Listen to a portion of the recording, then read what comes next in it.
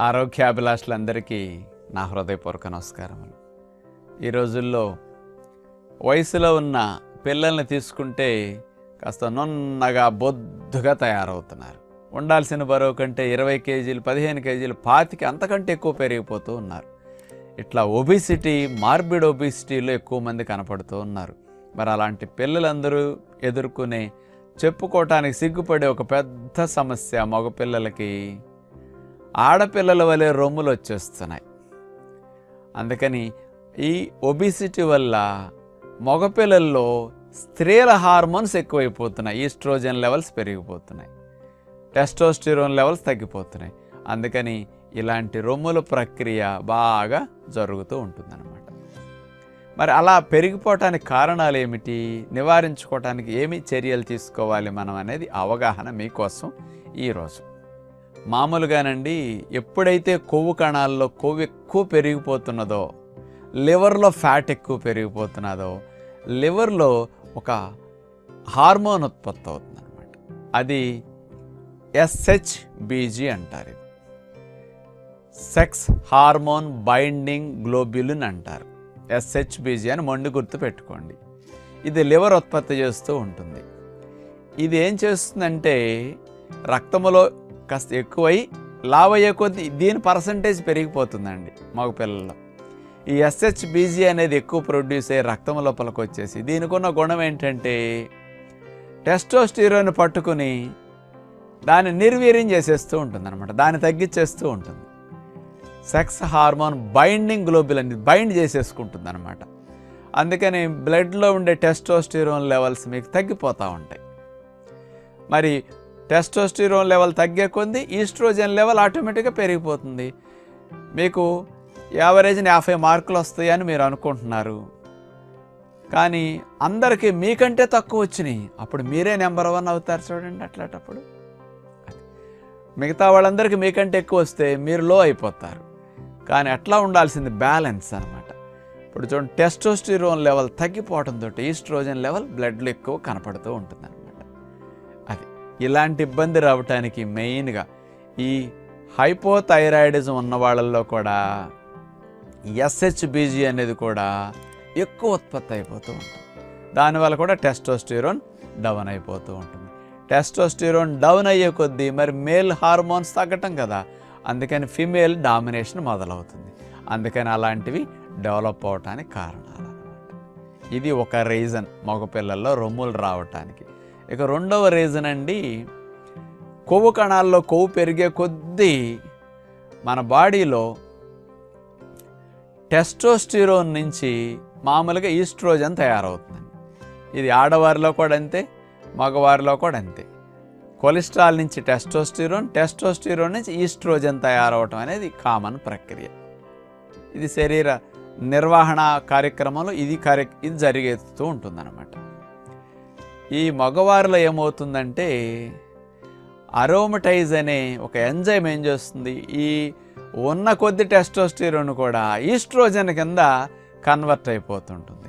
ఈ అరోమటైజ్ అనే ఎంజైమ్ ఎక్కువ రిలీజ్ అవుతుంది లావయ్యే కొద్ది మగవారిలో. మళ్ళీ ఇది మగ హార్మోన్ని ఆడ హార్మోన్గా మార్చేస్తూ ఉంటుంది అనమాట. అందుకని ఈ రకంగా కూడా స్త్రీల హార్మోన్ మగవారిలో పెరిగిపోయి రొమ్ములు రావడానికి కారణం అనమాట. ఈ 2 రకాల కారణాలతో మగపిల్లలు ఇబ్బంది పడాల్సి వస్తూ ఉంది. మరి ఈ మగ హార్మోన్ టెస్టోస్టిరోన్ నుంచి ఈస్ట్రోజన్గా కన్వర్ట్ అయ్యే ప్రక్రియ చాలా ఏరియాస్లో జరుగుతుందండి బాడీలో. బ్రెయిన్లోను, బోన్స్లోను, రొమ్ముల్లోను, అంటే ఈ భాగాలు బ్రెస్ట్లోను, ముఖ్యంగా టెస్టికల్స్లోను, బ్లడ్ వెజల్స్లోను ఇలాంటి చోట జరుగుతున్నాయి అన్నమాట. ఫ్యాట్ సెల్స్లో కూడా ఈ కన్వర్షన్ జరుగుతూ ఉంటుంది. అరోమటైజేషన్ అంటారు దీన్ని. ఈ అరోమటైజ్ అనే ఎంజైమ్ ముఖ్యంగా మేల్స్ హార్మోన్ని ఫీమేల్ హార్మోన్గా కన్వర్షన్ ఎక్కువ చేసేస్తూ ఉంటుందన్నమాట. SHBG అనేది టెస్టోస్టిరోన్ తగ్గించడం ఒకటైతే, ఉన్న కాస్త దాన్ని ఇది కన్వర్ట్ చేసేసి ఈస్ట్రోజన్గా మార్చేయటం, ఈ 2 జరగటానికి కారణం ఒబిసిటీ, ఫ్యాట్ సెల్స్లో ఫ్యాట్ ఎక్కువైపోవటం అనమాట. మరి ఇలా ఫ్యాట్ మీ లోపల పెరిగే కొద్దీ ఈ సమస్యను మీరు ఎక్కువ ఎదుర్కొంటూ ఉంటారనమాట. మరి ఇలాంటి పురుషులు పాపం షర్ట్ తీయాలన్నా, నలుగురిలోకి వెళ్ళాలన్నా, పాపం టీ షర్ట్లు టైట్ దుస్తులు కదా ఇప్పుడు ఫ్యాషన్. పూర్వం రోజులైతే లూజ్, ఇక అలాంటిది వైపు టైట్ వచ్చింది. ఇప్పుడు వీళ్ళు కనుక అట్లాంటివి వేశారనుకోండి, ఇక పొడుచుకొచ్చి కనపడుతూ ఉంటాయి స్పెషల్గా. అంచేత చెప్పుకోవటానికి ఇబ్బంది, నలుగురిలోకి వెళ్ళటానికి ఇబ్బంది. మరి దీని నుంచి బయటపడాలంటే పర్మనెంట్ సొల్యూషన్ లైఫ్ స్టైల్ మారటమే. అందుకని మీరు వెయిట్ తగ్గాలి అంటే వెయిట్ పెరగటానికి కారణాలు తెలుసుకోవాలి కదా ముందు. మరి ఏం తప్పులు చేసి వెయిట్ పెరిగాం మీకు గుర్తున్నాయి కదా. అవసరానికి మించి ఆహారం తినటం, 2 శారీరక వ్యాయామం చేయకపోవటం.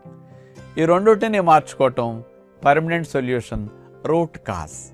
ఈ రెండుటిని మార్చకుండా మీరు వెయిట్ తగ్గాలని ప్రయత్నం చేశారనుకోండి, ఎప్పటికీ సాధ్యం కాదు.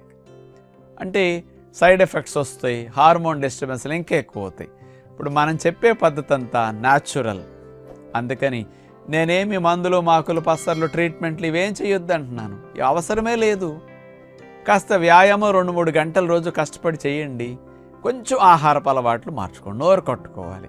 మరి ఈ పోవాలంటే మరి ఆ మాత్రం త్యాగం చేయండి, ఊరికే పోతాయి చెప్పండి మీకు. మరి మీరు చేసిన తప్పులే మీరు కొని తెచ్చుకున్నారయ్యా. మరి ఎవరు తగ్గించాలి? మీ అమ్మా నాన్నలు కష్టపడితే మీకేమైనా తగ్గుతాయండి అక్కడ? మీరు చేసిన తప్పు. కాకపోతే మీరే సొల్యూషన్ ఆలోచించుకోవాలి. మరి మిమ్మల్ని ఎంజాయ్ చేయొద్దు అంటల్లా, చక్కగా ఎంజాయ్ చేయండి. సత్యనారాయణ రాజు అంటేనే కోపం చాలామందికి, ఎందుకు అన్నీ మానేయమంటాడు, ఇంకేంటి జీవితం అని. కనీసం వెయిట్ తగ్గి స్లిమ్గా ఎవరికన్నా ఎంజాయ్ చేయటం మానేయండి. ఈ హార్మోన్స్ బ్యాలెన్స్ అయ్యేటట్టు జాగ్రత్త పడండి. బరువు తగ్గటానికి ఏమేం చేయాలి, ఎలాంటి వ్యాయామాలు, ఆహార నియమాలు అన్నీ ఎర్లీ డిన్నర్ దగ్గర నుంచి అన్నీ ఇచ్చాం సైంటిఫిక్గా. చక్కగా ఒక్కొక్కటి చూడండి, వీడియోస్ని మార్చుకోండి. మీరు కష్టపడితేనండి 5-6 నెలల్లో నార్మల్ అయిపోతారు.